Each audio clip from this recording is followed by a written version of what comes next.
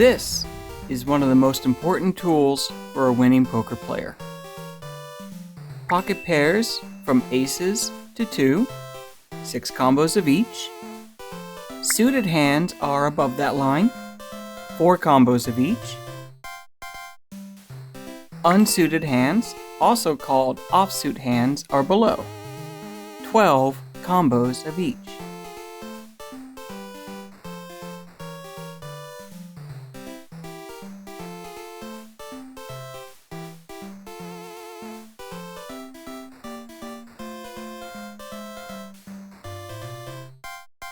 Everyone plays a range, even if they don't know it. Experienced poker players know more about which ranges are best to play. Here's a short quiz to get you started.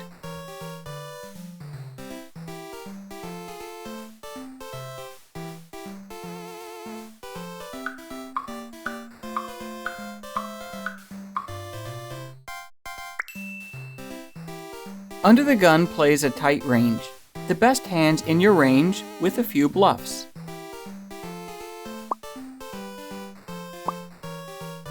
Yes, they are from under the gun. It's possible other players can have a better ace hand or jack hand, so we bluff from early position hoping to not get called, or worse, raised. But if we do get called, ace 5 suited and jack 10 suited can make strong hands like a flush. Don't play the unsuited ace 5 or jack 10. In today's video, we're going to discuss pre-flop hand ranges and how they will make you a winning poker player. Today's pre-flop hand ranges are for when you raise first in, also called open raise. Today's charts are recommended for when you play cash game, or ring game as it's also called. These charts can be used in the early stages of a tournament too, but they are a little tight, meaning that in tournaments you should play more combos than in cash game. Also, this video's charts are recommended for when you have about 100 big blinds in your chip stack.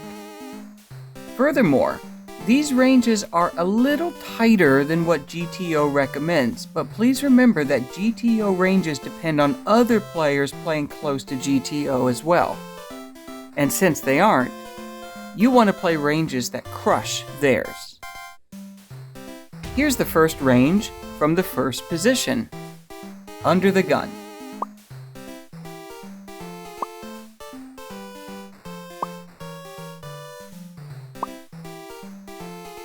The earliest position and the tightest range. The highlighted combos from this range and all ranges in this video are considered open raise 100%. Meaning, you should open raise these combos every time. If players at your table fold a lot, open raise more combos. If players are really aggressive and re-raise often, stick to the ranges I'm suggesting. Under the gun +1. The different color blocks are for the added combos you can open raise with.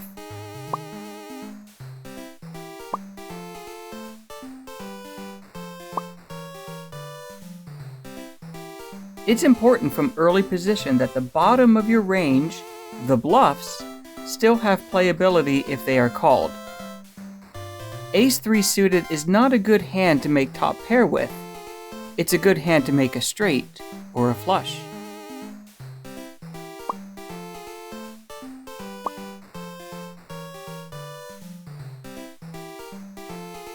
Decisions made, especially bad decisions pre-flop, can make it less likely you will win a hand, or a tournament, or have a good cash game session.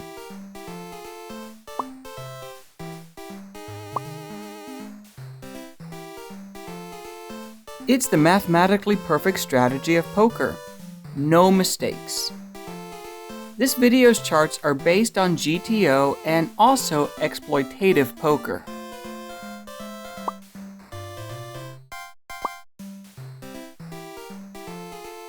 If you saw my video on player profiles, you should remember how a tag player plays, tight and aggressive. If you want to add some more bluffs, I recommend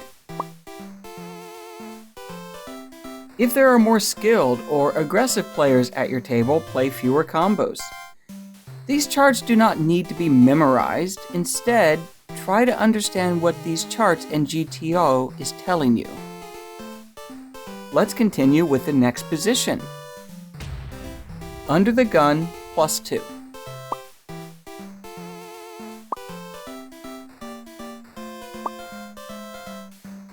Remember, many of these new combos are bluffs.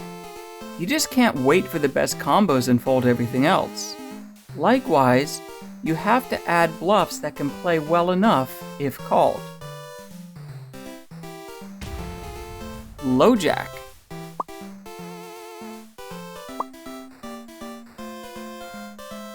If you are playing all unsuited aces from low jack or earlier, you are making a mistake. Players new to poker too easily fall in love with the ace and often end up getting knocked out of tournaments because of it.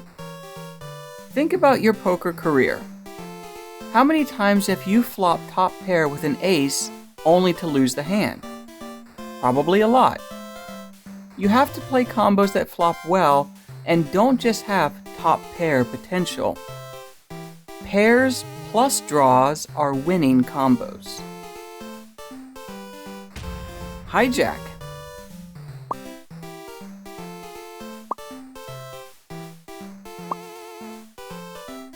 Here we start adding more suited gappers. They aren't as strong as suited connectors, but they can play well post-flop.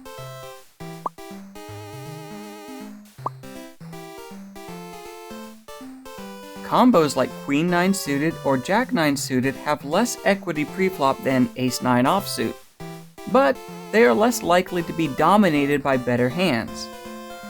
Also, they play better post-flop because either you're going to flop a good draw or you're gonna miss. That makes for easier decisions, which is good.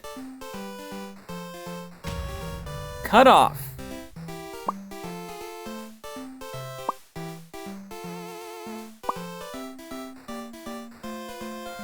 With only 3 players left to act, it's time to start adding a lot of combos that block possible big hands. Having a king makes it less likely that villain has a hand with a king.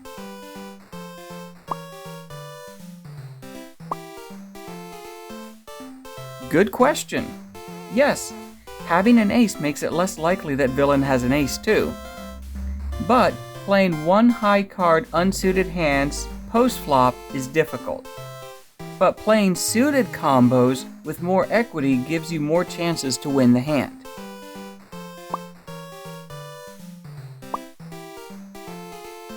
The Gto solvers do some strange things sometimes. I think it wants to play 5-4 suited for a few reasons. 1. It's a suited connector. 2. On high card boards, it unblocks middle pocket pairs like 7s, so you can bluff with it. 3. It's a sneaky hand that inexperienced players won't predict you playing. Button.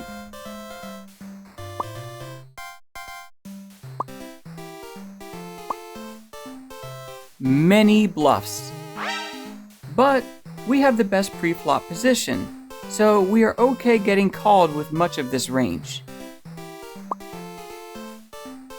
Because button is the best position, many players in the blinds will know your range is wide and full of bluffs, so you will get raised often. Depending on villain, I would even 4-bet some of my weaker combos that block their best combos, like most of my ace combos and king combos. Small blind.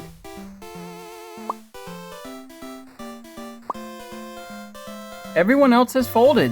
It's just you and the big blind. Open raise a lot. Small blind versus big blind is really difficult, but there will be a video on it in the future. Because of how unusual the small blind range is, I didn't use different colors. For now, adjust your range to how the big blind player plays. If they are passive and fold a lot, then attack with most of your range. If they 3-bet often, Then fold the weaker hands and attack with the top of the range. Quiz time!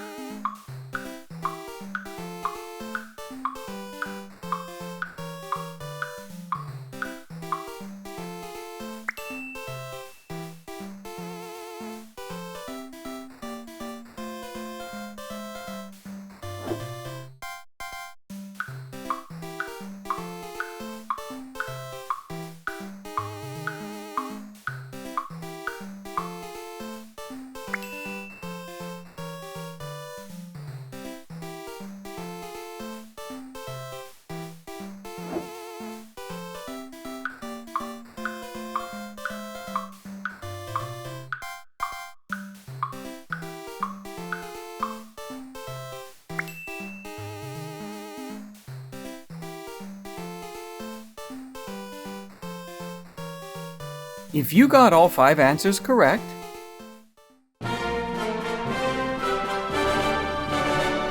omedetou gozaimasu! You have earned the ability of Range Builder. With this new ability, you can minimize your own preflop mistakes while maximizing the preflop mistakes made by other players at the table. If you want to see some preflop ranges for 40 big blind tournaments, leave a comment in the comment section below. Nihongo mo daijoubu desu. Arigatou gozaimasu for watching. Mate ne!